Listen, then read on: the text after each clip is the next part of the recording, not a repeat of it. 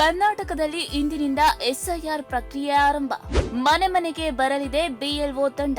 ಮತದಾರರ ಪರಿಶೀಲನೆ ಮತ್ತು ದಾಖಲೆ ಸಂಗ್ರಹ ಪ್ರಕ್ರಿಯೆ.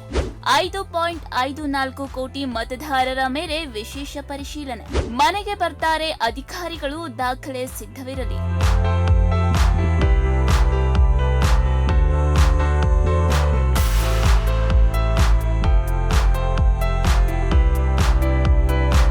ಭಾರತದ ಚುನಾವಣಾ ಆಯೋಗವು ರಾಜ್ಯದಲ್ಲಿ ಇಂದಿನಿಂದ 1 ತಿಂಗಳ ಕಾಲ ಮತದಾರರ ಪಟ್ಟಿಯ ವಿಶೇಷ ತೀವ್ರ ಪರಿಷ್ಕರಣೆಯನ್ನ ಮಾಡಲಿದೆ. ಈಗಾಗಲೇ ಮ್ಯಾಪಿಂಗ್ ಮುಕ್ತಾಯವಾಗಿದ್ದು, ಚುನಾವಣಾಧಿಕಾರಿಗಳು ಬಿಎಲ್ಒಗಳು ಮನೆ ಮನೆಗೆ ಭೇಟಿಯನ್ನ ಕೊಡಲಿದ್ದಾರೆ. ಹಾಗಿದ್ರೆ ಮನೆಗೆ ಬಿಎಲ್ಒಗಳು ಭೇಟಿ ಕೊಟ್ಟಾಗ ನೀವು ಯಾವ ದಾಖಲೆಗಳನ್ನ ಕೊಡಬೇಕು ಎಂಬ ಕನ್ಫ್ಯೂಷನ್ ನಿಮಗಿದ್ಯಾ? ಹಾಗಿದ್ರೆ ಈ ಸ್ಟೋರಿ ನೋಡಿ.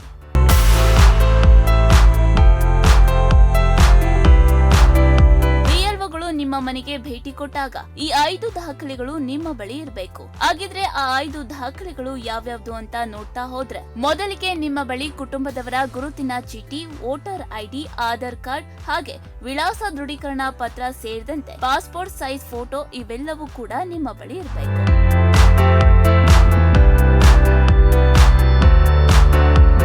ಬಿಎಲ್ಒಗಳು ಮನೆಗೆ ಭೇಟಿಯನ್ನ ನೀಡಿ ಎಸ್ಐಆರ್ ಅರ್ಜಿಯನ್ನ ನೀಡಲಿದ್ದಾರೆ. ಎಸ್ಐಆರ್ ಅರ್ಜಿಗೆ ಮಾಹಿತಿಯನ್ನ ನೀಡಿ ಮತದಾರರು ಸಹಿಯನ್ನ ಮಾಡಬೇಕು. ಎಸ್ಐಆರ್ ನಲ್ಲಿ ಭಾಗಿಯಾಗಿ ಮಾಹಿತಿ ನೀಡಿದ್ರೆ ಮಾತ್ರ ಮತದಾನದ ಹಕ್ಕು. ಇಲ್ಲದೆ ಹೋದ್ರೆ ಮತದಾನದಿಂದ ವಂಚಿತರಾಗುವಂತಹ ಸಾಧ್ಯತೆ ಇದೆ. ಅಕ್ಟೋಬರ್ 7, 2026ಕ್ಕೆ 18 ತುಂಬುವಂತಹ ಯುವ ಮತದಾರರು ಅರ್ಜಿಯನ್ನ ಹಾಕಬಹುದಾಗಿದೆ.